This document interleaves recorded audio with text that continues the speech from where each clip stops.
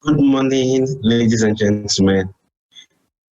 I am honored and privileged to be speaking at the 5th edition of the Covenant International Conference on African Development Issues. Over the years, I've admired Covenant University for the strides and the innovation you guys have brought into the educational sector in Nigeria. Particularly, I must commend the work the Chancellor, Dr. David Oyedepo, has done over the years, especially in establishing such a great institution like this that has, within 18 years, risen to be one of the top 3 universities in Nigeria. Also, I must commend the product that has come out of Covenant University. They've been simply amazing.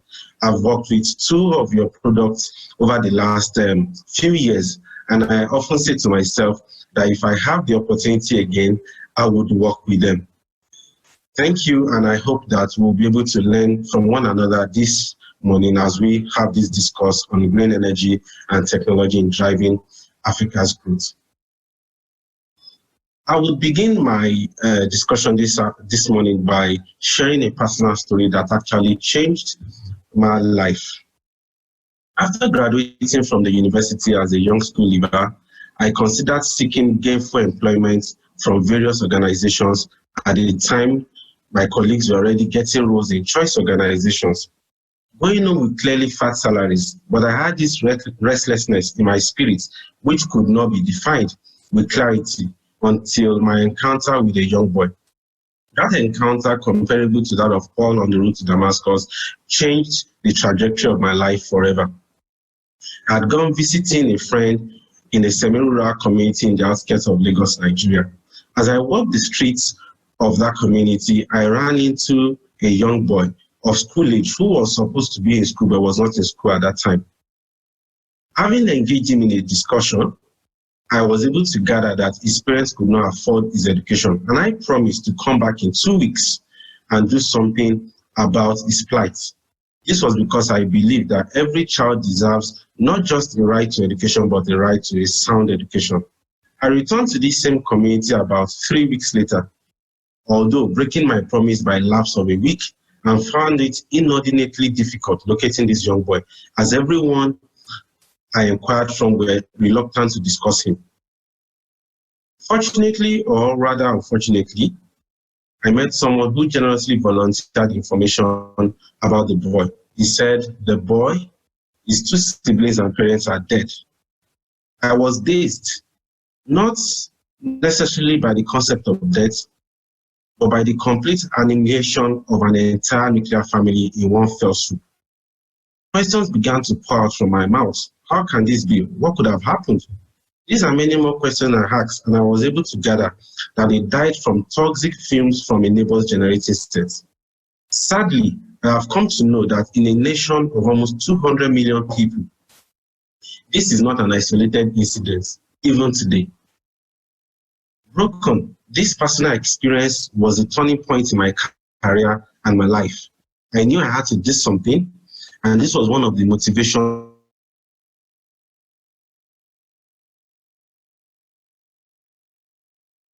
And so this morning, we will be discussing on green energy and technology and how we can drive Africa's growth, Africa's development through technology and green energy.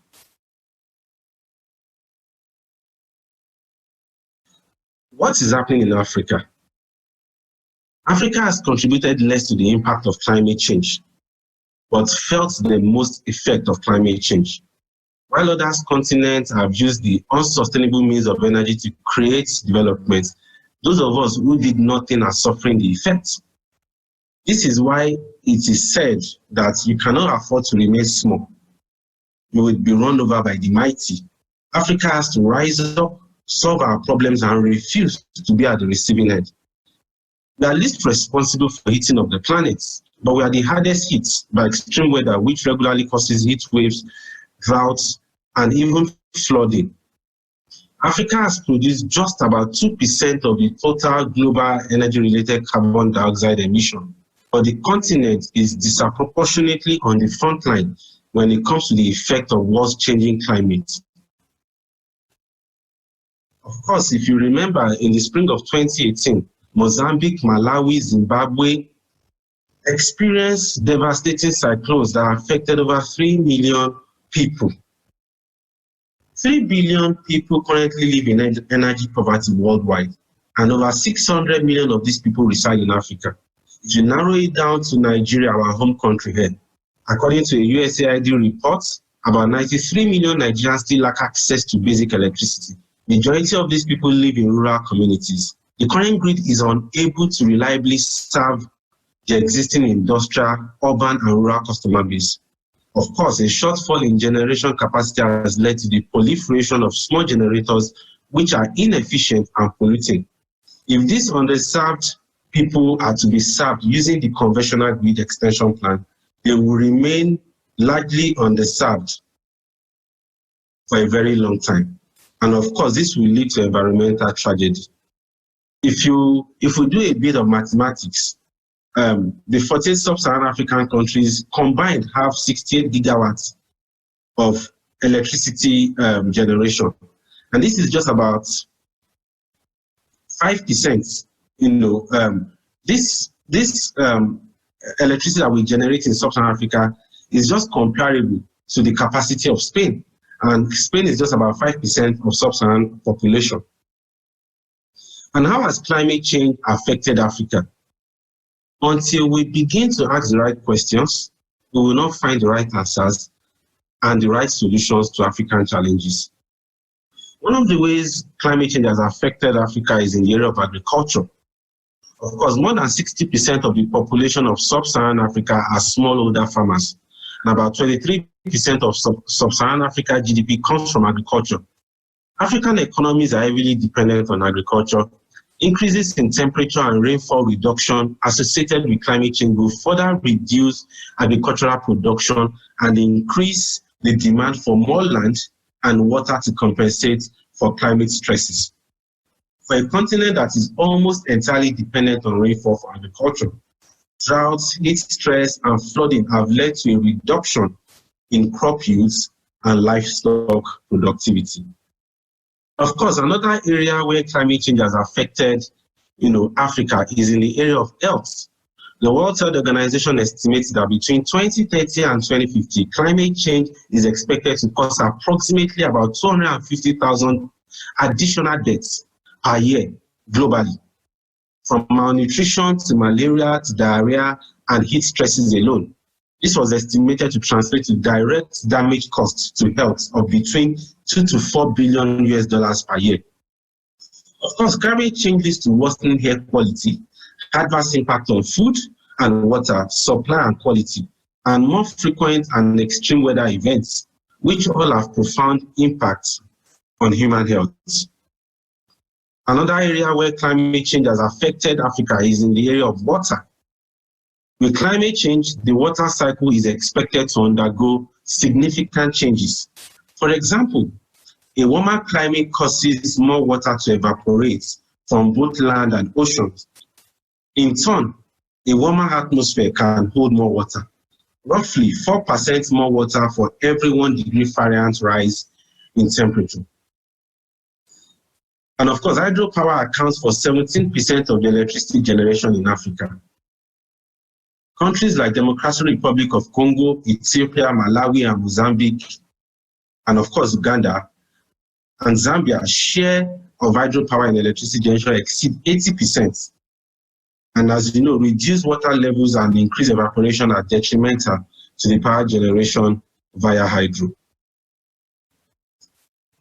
What is the solution? And the solution is simple: green energy and technology.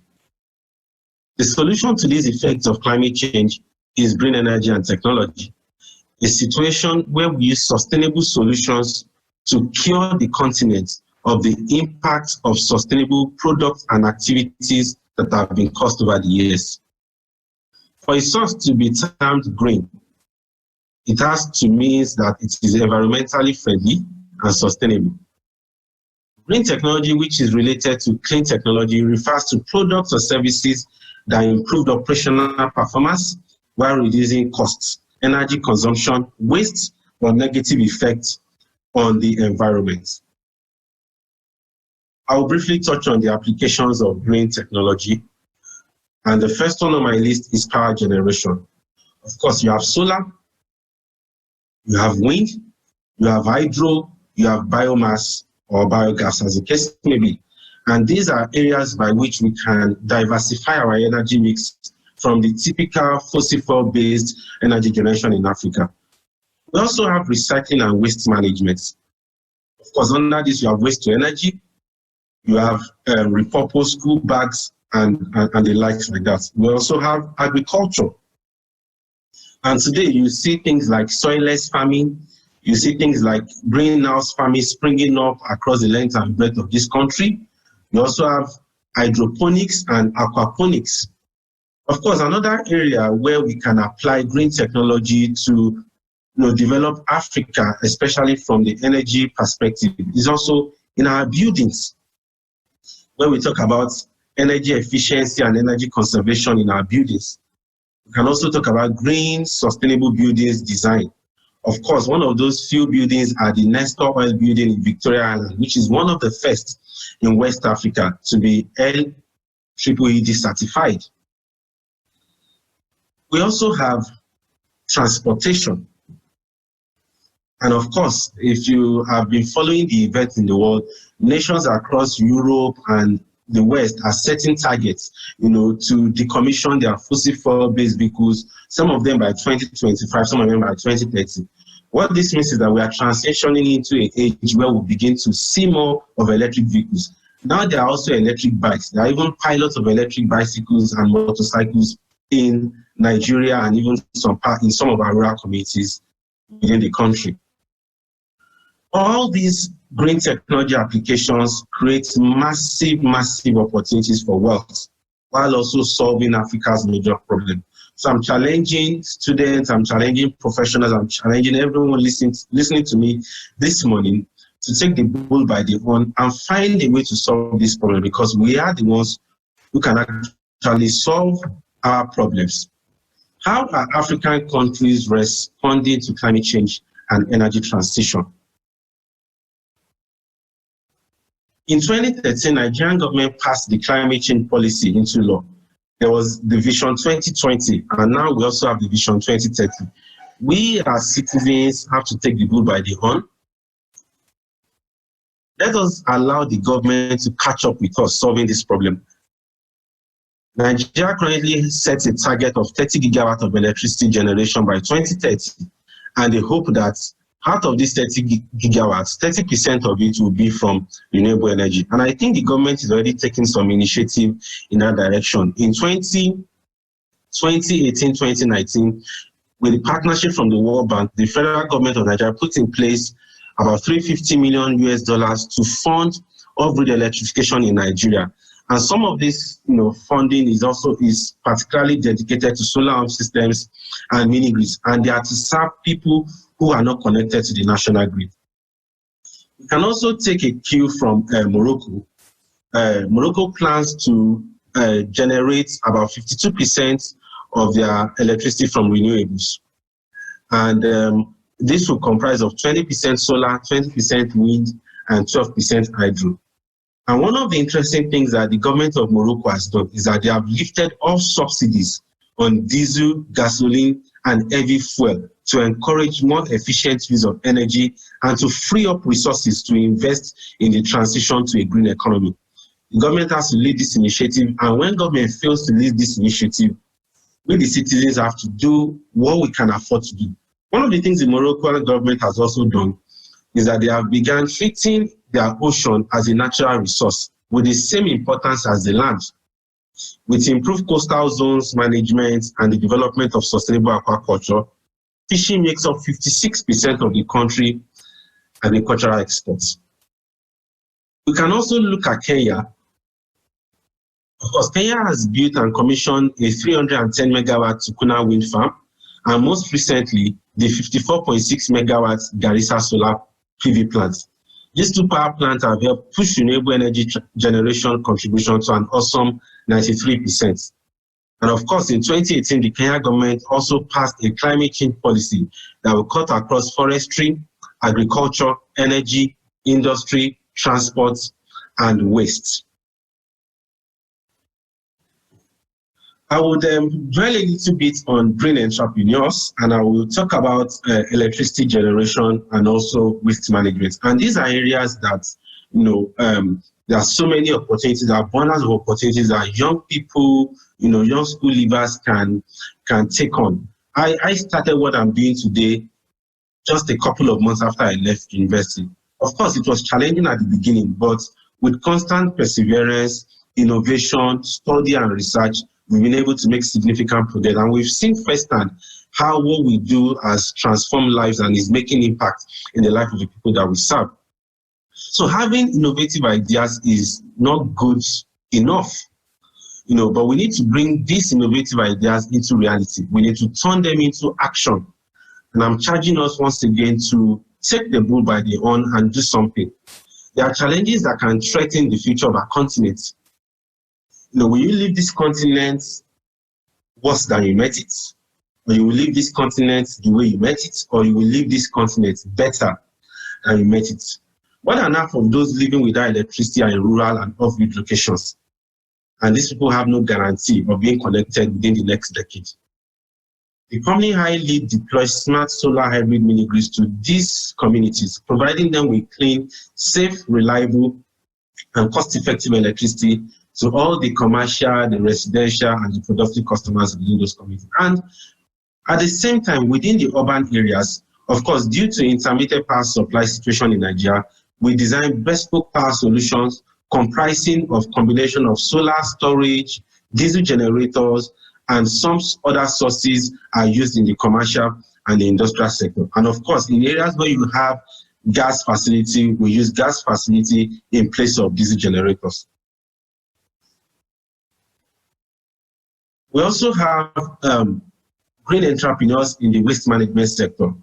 I'm sure some of us have heard about the EcoPost. It's a Kenyan company that recycles waste plastic into eco-friendly plastic lumber profiles that can be used in numerous industries, from fencing to road signage or outdoor furniture.